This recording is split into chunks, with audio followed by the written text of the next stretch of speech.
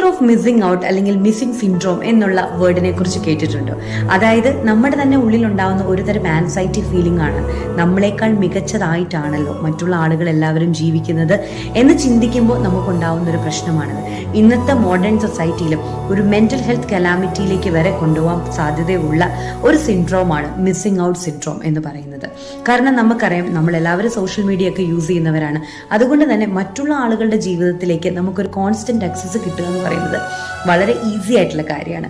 അതുകൊണ്ട് തന്നെ നമ്മൾ എപ്പോഴും മറ്റുള്ളവരുമായിട്ട് നമ്മളെ കമ്പയർ ചെയ്തുകൊണ്ടേയിരിക്കും. പണ്ട് തൊട്ടുള്ള കാര്യമാണെങ്കിലും ഇപ്പം അതിൻ്റെ ലെവൽ വളരെയധികം കൂടുതലാണ്.